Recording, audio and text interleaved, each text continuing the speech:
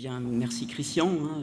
Je tenais à remercier un petit peu toutes les équipes de Biot et d'Argentan qui m'ont permis d'avancer un petit peu sur le projet, et puis à Christian de m'avoir convié dans cette belle aventure autour du corps dansant, un objet au service d'une démarche picturale et politique. La danse, comme toutes les valeurs nationales, est exclusivement domaine du peuple. La France a pour elle ses admirables danses populaires et provinciales qui datent du XVIIIe. Que nos chorégraphes en mal d'imagination aillent un peu dans les quartiers excentriques, dans les bals populaires chercher leur inspiration. Dans les années 20-30, Fernand Léger n'aura de cesse de répéter dans ses conférences et ses articles que les danses populaires et le peuple, plus largement, doivent retenir l'attention des créateurs en tout genre et ne pas les remiser seulement dans les guinguettes, fêtes et bals de village. Est-ce que Fernand Léger fait sien ces positionnements tranchés qui s'éloignent des codes d'une danse institutionnalisée dans les théâtres?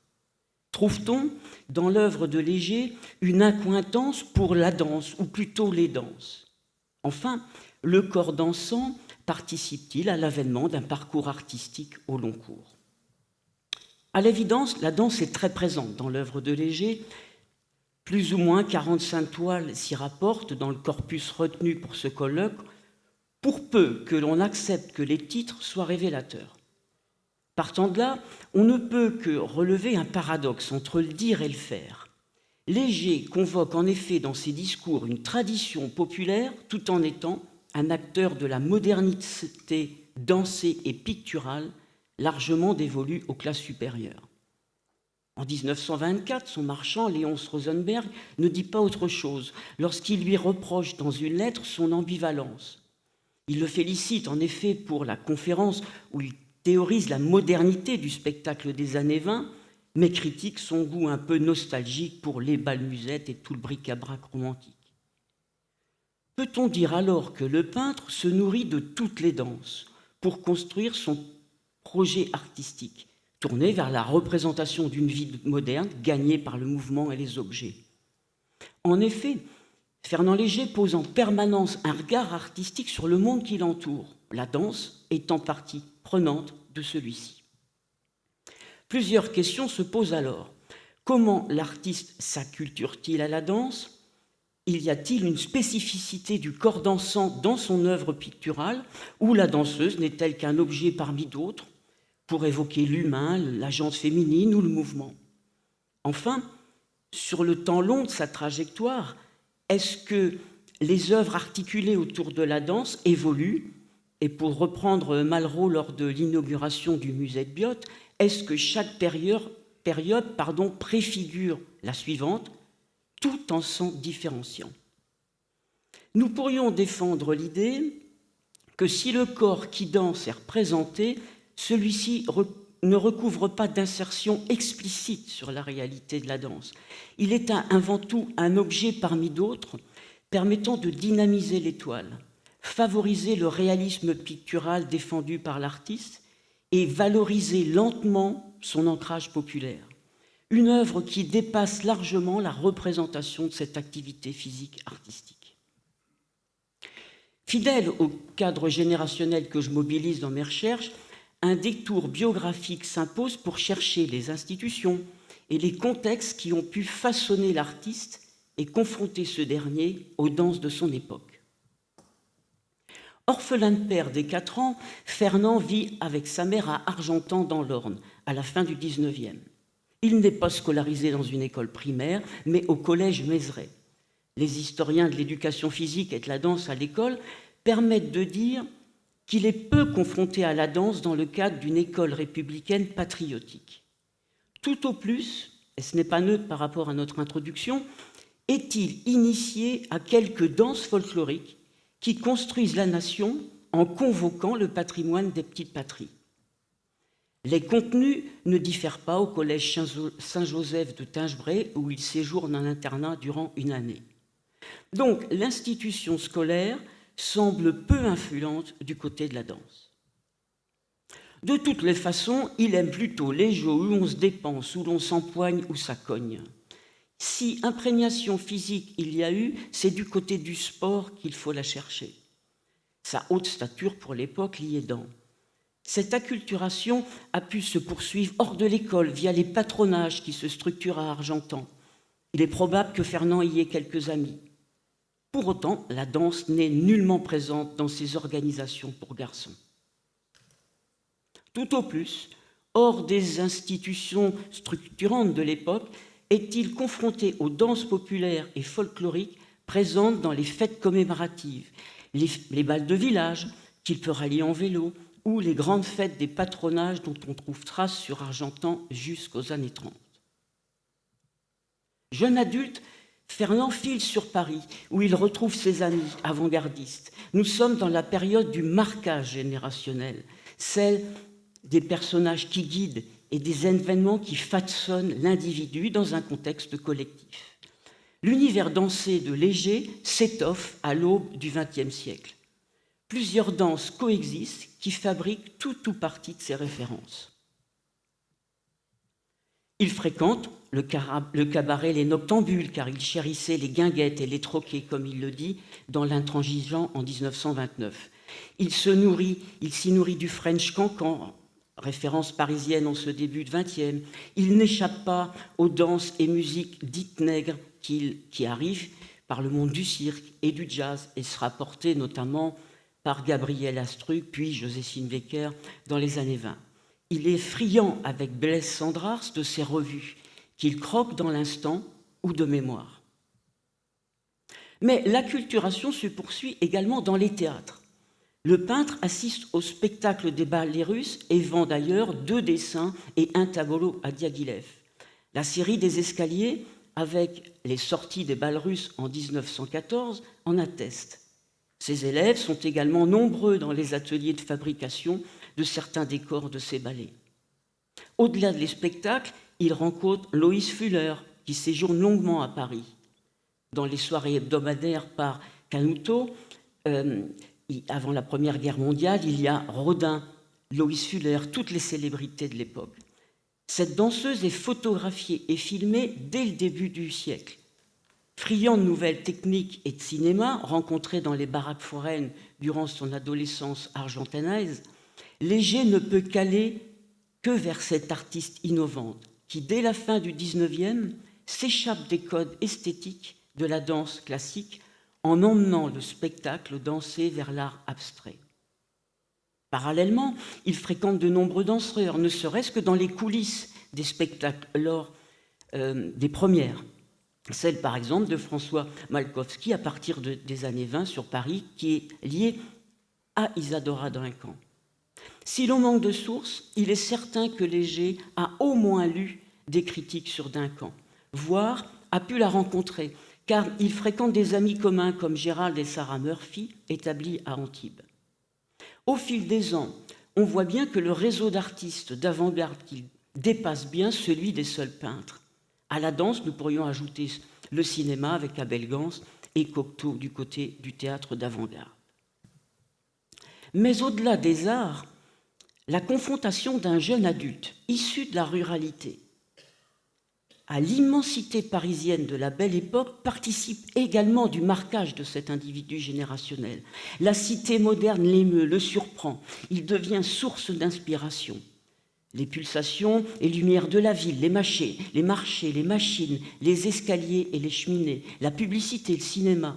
Fernand Léger en fera son miel après la Première Guerre mondiale. Une modernité faite d'objets pléthoriques qui envahissent les rues, les vitrines et les affiches. Ces objets ont une valeur plastique qu'il s'agira de mettre en scène afin que la peinture puisse rivaliser avec les réclames bébé Cadom. Cette hypothèse d'une ville émerveillante est d'autant plus vraie que Fernand s'ennuyait à Argentan et à Train. Il rêve alors de trames vermillon à travers les campagnes, d'agglomérations humaines traversées par la couleur. Penchons-nous rapidement sur l'empreinte laissée sur sa personne. L'acculturation à la danse est donc très large, de la plus populaire à la plus moderne. Le projet artistique, dont la danse est partie prenante, évolue de concert. Ces sources d'inspiration sont souvent une synthèse entre des expériences, des ambiances, une volonté de moderniser son art et d'exploiter la vie quotidienne, celle du peuple, celle des artistes du spectacle classique ou populaire. Pour autant, il n'imite pas et ne figure pas le monde existant. La représentation du corps dansant participe plutôt de ce réalisme de conception porté par le contraste plastique, théorisé par Fernand, et articulé autour du triptyque ligne, forme et couleur. Il pioche dans un monde urbain dynamique que l'œil peine à embrasser pleinement, un monde en mouvement rempli d'objets pour un individu qui vient d'une ruralité qui se nourrit de permanence. Pour autant, la hiérarchie des objets ne va pas de soi. L'œil trie, assemble, restitue un monde éclaté, comme il est à le dire. L'objet est alors traité comme une valeur abstraite. Le corps dansant l'est tout autant. Un objet plastique rencontré furtivement ou posément dans les théâtres, durant les fêtes de village ou les soirées encanaillées des cabarets. L'hommage à la danse, en passant par la danseuse bleue et la danseuse en jaune et bleu, sont les résultants de l'itinéraire d'un individu de la fin du XIXe, plongé dans les contextes communs de la modernité industrielle et citadine. Il tisse pourtant un parcours personnel et structure une œuvre cinétique lui permettant de marquer son temps et de sortir du goût commun et catalogue poussiéreux des beaux-arts. Le corps dansant, il devient un objet en mouvement, qu'il soit décor mobile, caché sous les costumes de skating rink, ou danseuse dévoilée en suspension éternelle. Sans trop empiéter sur la contribution de mes collègues à propos de skating rink, nécessité oblige d'évoquer quelques éléments qui contrastent ou préfigurent l'étoile de 1920 à 1930. En effet, Fernand Léger participe à l'avènement du néoclassique et de la danse moderne, une danse qui militait contre tous les académismes, sous la hullette, par exemple, de Rolf de Marais et surtout Jean Borling. Les décors et costumes pour les ballets suédois sont des œuvres de Léger, qui nous racontent sa vision de la danse, art en pleine mutation au même moment. Pour Skating Ring, par exemple, on retient pour notre propos que le corps des danseurs disparaît largement sous les tissus colorés, comme celui de Lois Fuller, dansant sa serpentine sous les voiles. Léger innove en cachant les artistes pour mieux mettre en évidence leurs mouvements. Rien à voir avec l'éternel rond de bras, rond de jambes et joli sourire. Le corps dansant devient un décor mobile, un objet plastique aux côtés d'un décor fixe, un corps noyé dans son environnement. Il y a ainsi un questionnement et un dépassement de l'héroïsation du danseur étoile en se centrant sur la trace laissée dans l'espace scénique. La toile de 1926, hommage à la danse et à Jean Borling, reste sur cette logique. Le danseur est hors champ. Il ne reste que des jambes anonymes qui alimentent le mouvement d'un cercle parfait. Dès lors, on peut être surpris par les propositions qui suivent et sont associées à la danse, pour le moins par leur titre. Où est passée cette modernité et en quoi les danseuses diffèrent-elles des baigneuses ou des grasses ? Qu'en est-il également des danses populaires ? Si les toiles de 1920 à 1930 peuvent apparaître en rupture avec ces expériences scéniques, il s'y glisse pourtant nombre de continuités. Lorsqu'on focalise sur les ruptures, la nudité du corps dansant en est une. De même, la danse, pour Fernand Léger, semble être une affaire de femmes, pour un paradoxe pour un artiste qui côtoie nombre de danseurs. D'ailleurs, les œuvres préparatoires ou définitives hésitent dans les titres à retenir le terme de danseuse, celui de femme ou de grâce. Les attributs mammaires attestent du sexe des artistes ainsi que des coiffures soignées. C'est aussi en décalage avec d'autres peintres comme Matisse qui, une dizaine d'années auparavant, avait une vision moins genrée, voire asexuée du corps des artistes. Mais au-delà de ces ruptures, le mouvement, porté par une danseuse noyée dans son environnement, reste un concept plastique fort. Le corps dansant est alors convié dans la dynamique générale de la composition, beaucoup plus qu'il ne révèle une quelconque pratique. Plusieurs leviers sont exploités qui peuvent se conjuguer afin de donner du mouvement dans le tableau. Si l'on observe les représentations du corps, le buste est très souvent de face, visage inexpressif, peu précis. Ce corps dansant flotte dans un halo coloré, en opposition avec le réalisme du sujet traditionnel reposant la plupart du temps sur une chaise, un objet, un lit, une table. Un corps dansant hors sol, à jamais suspendu.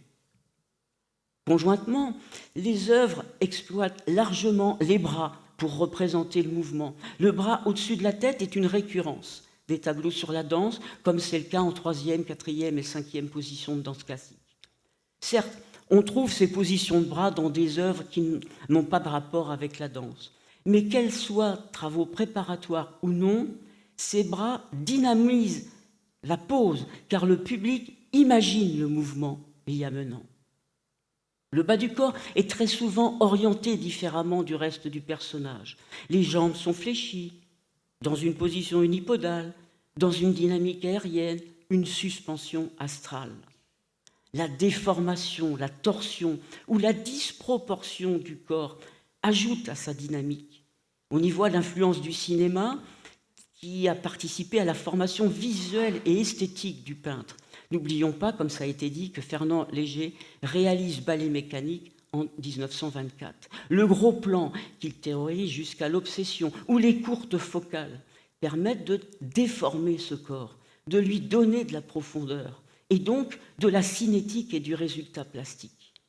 L'artiste s'appuie sur sa propre conception du cadrage et du motif fragmenté expérimenté dans sa pratique cinématographique.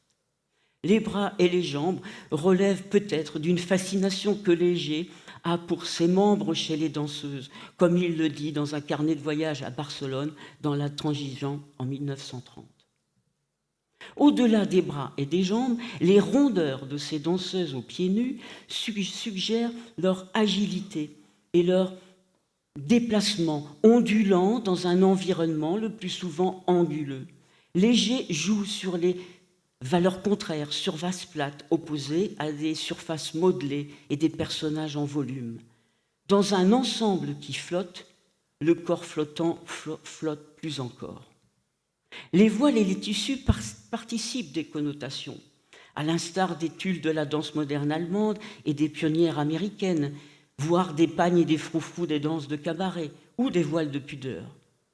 Au retour à la figure dans l'œuvre de Léger s'ajoute ici un retour à la danse naturelle, nimbée d'hellénisme, propice au mouvement libre aux pieds nus. D'ailleurs, Fernand aime à dire que le pied nu remplace cette fausse grâce trop usagée de la pointe, de la danse sur le bout des doigts, sur le bout des ongles. Avec ses voiles, il organise le flottant pour mieux servir une intensité plastique. Dans ce tout organisé, le corps dansant est largement en contrepoint d'autres objets. Comme pour Skating-Ring, les danseuses sont noyées dans un décor. Ici, un décor fait d'objets eux-mêmes en suspension. Un espace sans référence, mais fort de contraste. Il y a le poids des volumes, les rapports des lignes, les équilibres de couleurs. Toutes choses qui nécessitent un ordre absolu de l'artiste. Les objets peuvent être rapportés à la danse ou à la musique, tels le micro, la portée, la harpe. Le cinéma participe de cette collecte, un art qui met le corps en mouvement, projetant des corps dansants, le projecteur, la bobine de film, le piano d'ambiance, l'écran. Ces objets sont eux-mêmes détournés de leur échelle initiale par des gros plans qui les valorisent. Il n'y a pas de petites choses dans l'ensemble imaginé par Léger, aucune hiérarchie de stature et de volume. Par ce jeu des contrastes, le regard du spectateur est en mouvement. Comme le dit Robert Delevoye, le réel a été mis en pièces, en grosses pièces détachées. Lorsque la figure, le corps humain deviennent objet, une liberté considérable est offerte à l'artiste moderne. On peut retrouver ça dans un autre art, via les photographies surréalistes d'André Cartier-Bresson de la même période. On dépasse l'objet-sujet pour le sujet-objet. Ces compositions questionnent avant tout la place du sujet dans l'art pictural, comme est interrogée au même moment la place du danseur étoile sur scène. même si l'œil humain, je dois vous l'accorder, du regardant, est largement attiré par les figures humaines. Plus que les danseuses représentées, tout n'est ici que formes qui dansent, s'enchaînent et se regroupent, rythmées sous la loi du contraste, comme une danse des objets. Les danseuses sont conviées dans un mouvement de masse, ondulant, tout stable, et un jeu d'échelles qui permettent de quitter le réel pour un monde imaginé. Ce kaléidoscope visuel fait écho à une analyse faite par Léger du ballet Relâche de Picabia, Borling et Satie en 1924. La seconde période est à mettre en perspective avec l'avènement du Front populaire en France et les séjours de l'artiste aux États-Unis depuis les années 30. De même, l'art mural auquel il s'est essayé l'oriente plus encore vers le grand format, l'envie d'habiller les villes de couleurs vives. Ces contextes sont les moteurs d'un nouveau questionnement sur son art, un changement de vocabulaire. La représentation du corps dansant s'en trouve renouvelée, même s'il reste avant tout un objet permettant de mettre du mouvement dans la toile. Figurez-vous qu'elles étaient debout, leur ville, absolument droite. New York, c'est une ville debout. À l'instar de Céline dans Le Voyage, Léger est bousculé par ces villes américaines. Dans ces nouvelles cités émerveillantes, les projecteurs publicitaires de Broadway courent sur les surfaces, les façades, inondent de couleurs les murs et les affiches. Lentement, s'ensuit l'idée de dissocier dynamiquement la couleur et le dessin. Il tire la couleur en dehors du dessin pour donner à l'une et à l'autre son maximum d'amplitude et de rayonnement. Le peintre rêve d'une invasion polychrome où la couleur recouvre une réalité plastique, le ton pur participant à l'impression de mouvement. La couleur devient libre et complètement indépendante des objets qui, avant cette époque, étaient chargés de la contenir. Dankeschön. De plus, fort de ces dernières expériences muralistes, Fernand rêve de grandeur dans ces villes géantes, de murs habités de couleurs, d'un levier possible pour amener l'art au peuple, inviter l'art moderne à sortir des musées et autres lieux clivés socialement. Si l'art mural ne concerne pas cet exposé, il faut souligner toutefois cette ambition du peintre qui, fort de ses rencontres dans les réseaux d'artistes largement communistes, de l'arrivée de Nadia dans sa vie, des offres picturales du Front populaire, l'artiste Fernand Léger ambitionne une œuvre qui va vers le peuple tout autant qu'elle s'en inspire. Faire sortir les couleurs du cadre et des musées, telle est la fonction sociale de l'artiste. Les affiches et réclames monumentales des rues ajoutent un poids sur les peintres modernes. Peu de toiles sont référencées dans cette seconde période concernant la danse. La rupture avec la période précédente saute aux yeux, mais il n'en demeure pas moins que certains éléments s'inscrivent dans la continuité de notre analyse précédente. Par exemple, les sujets sont encore en suspension, mais dans la couleur, plus qu'au milieu d'objets. Les corps sont toujours déformés, avec des bras, des jambes et des mains disproportionnées. Les torsions restent présentes à tel point que les postures relèvent de l'improbable. La posture de la danseuse de dos est remarquable sur ce point. Tout sert le mouvement dans la toile. Pour autant, il y a de la nouveauté. Les danseuses et les danseurs peuvent être en grand nombre, ce qui accentue l'effet de mouvement. Le surnuméraire de bras et de jambes va dans le même sens. À qui appartient ce bras en bas à gauche de la toile ? Léger entrecroise les corps, qui dès lors se touchent, se portent ou sautent. Ils n'ondulent plus dans l'espace, ils sont figés dans l'instant de leur déhanchement et acrobatie respective.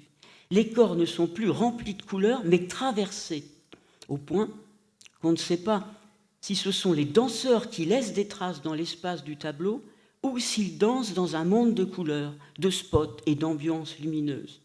Le mouvement est largement dynamisé par ces aplats colorés.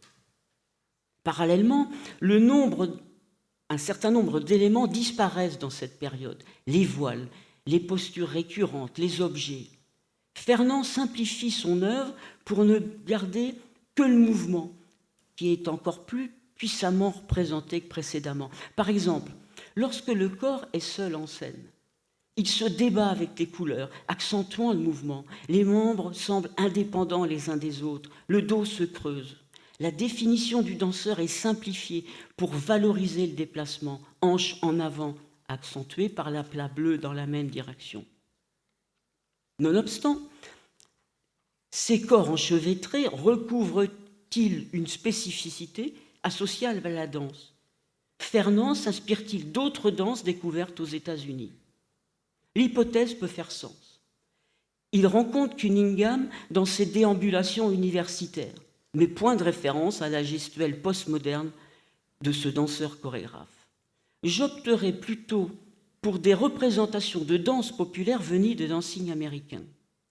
Alors qu'en 1924, il dissertait sur le sexualisme des danses américaines présentes dans les cabarets parisiens, les dancings parisiens durant les années folles, en contrepoint des danses françaises, dans les années 40, il se nourrit de ces danses, où on se déhanche, on se porte, on saute, où l'on invente une gestuelle personnelle.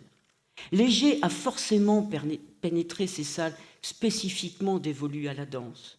Le mouvement est partout dans ces danses, jusqu'à l'épuisement, et il en garde trace lorsqu'il se met devant ses toiles.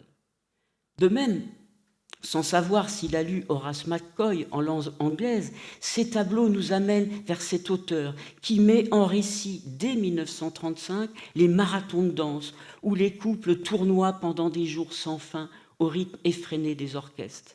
Fernand, sensible aux faits de son temps, ne peint-il pas ici cette danse du peuple? Si l'on retient cette hypothèse, il est définitivement l'homme de toutes les danses, des plus populaires aux plus avant-gardistes. Alors que ses accointances politiques prennent forme, il peint le loisir dansé du peuple américain, celui des dancings et bals hebdomadaires. Ses ambitions d'offrir et de représenter les loisirs du plus grand nombre, depuis ses œuvres du Front populaire, servent certainement de motivation à la représentation de ces danses. La boucle aurait été bouclée si ces propositions avaient couvert les murs des buildings, car les murs sont offerts en permanence aux passants, point les musées. La danse fait donc partie du monde de Léger, dès son arrivée sur Paris, où il participe activement à des projets concernant la danse. On en trouve trace dans le corpus pictural retenu pour ce colloque.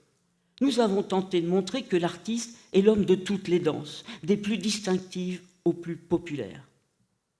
La tapisserie créée d'après ses œuvres est une synthèse de ces différentes périodes autour de la danse, celle des décors cubistes des ballets suédois, des objets musicaux des années 30 et des corps emmêlés de la période américaine.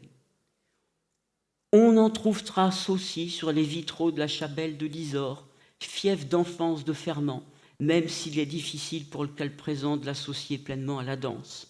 L'artiste, démultipliant ses œuvres, pourra en façonner d'autres. Finalement, le corps qui danse est convié dans une danse d'objets ou de couleurs. Les danseurs deviennent objets plastiques au service du mouvement dans la toile, plus qu'ils ne représentent le mouvement dansé. Tous ces corps dansants sont source d'inspiration pour Léger, pour représenter le mouvement, plus qu'ils ne sont objets d'étude.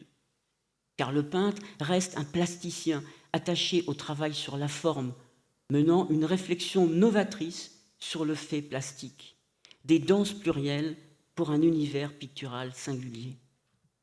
Merci de votre attention.